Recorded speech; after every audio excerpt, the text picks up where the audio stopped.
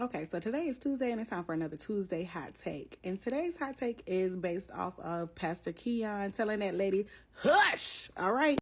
Now, I'm not going to criticize him because I am a Christian for real. And I know that you touch not mine anointed and do my prophet no harm. So even if I think he's wrong, there's a way and a proper way to address him. And I'm not in his flock, so he's not accountable to me per se. So we're going to keep it off of that. But the hot take is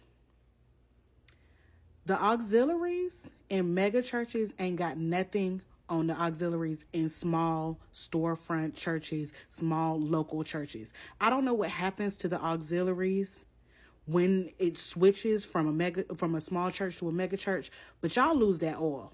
Now, those are the people we're going to talk about today. So if you've seen that video, whatever, you can have your discourse. We're not really going to talk about that. The issue I have is, where are the ushers?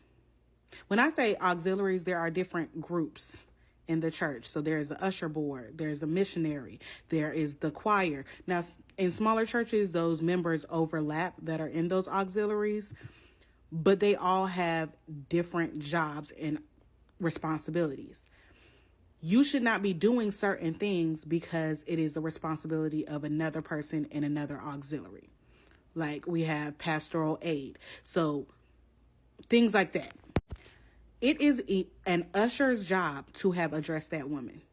It is not the pastor's job to address that woman. So number one, people are already out of place because y'all auxiliaries aren't doing what they're supposed to do, what they're set out to do. Now, I don't even know if he has an usher board, but the fact of the matter that there was no usher in place to address her, so he didn't have to, means that y'all not doing what y'all supposed to do.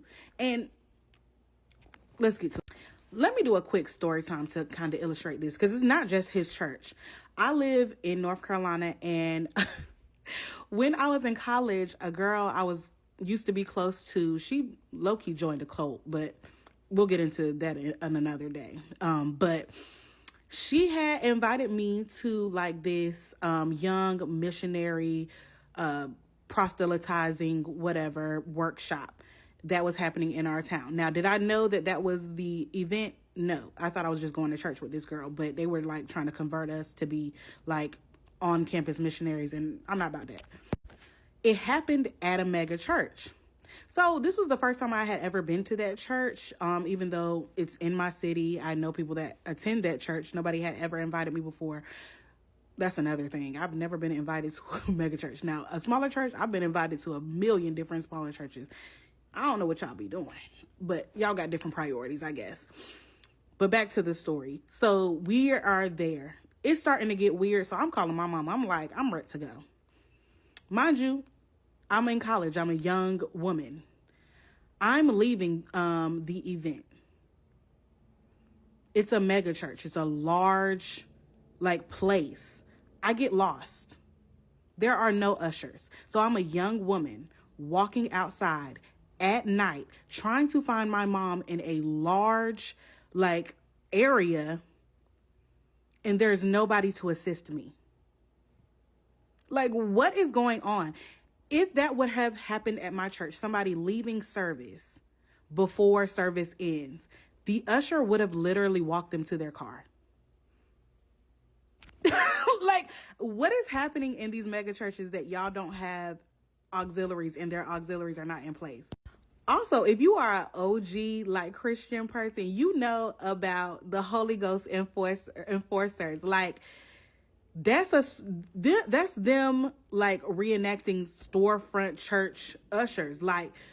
Holiness is always right. They are making sure order and decorum is maintained in the sanctuary. That is their job. Now, I have no issues with a woman praising. I'm Pentecostal. We tear up pews up in my church, baby. Screaming, yelling, shouting, doing all the things, praising God and worship and praise. That would have never bothered me. We get down in the spirit. Okay. But that wouldn't have bothered me. But the thing that bothers me the most is, where's the ushers? Where are the ushers? So that made me question his leadership in that way, because I'm like, how are y'all functioning with everybody doing any and everything? Like, I don't get that. But that's my hot take for the day. The auxiliaries and mega churches need to get some storefront church mentors, because y'all are not on your jobs. And if you don't have those particular auxiliaries, clearly this example is why you need to have them, and why you need to have like actual boundaries and responsibilities and job duties outlined for each of those auxiliaries. I'll leave it at that. Y'all be blessed.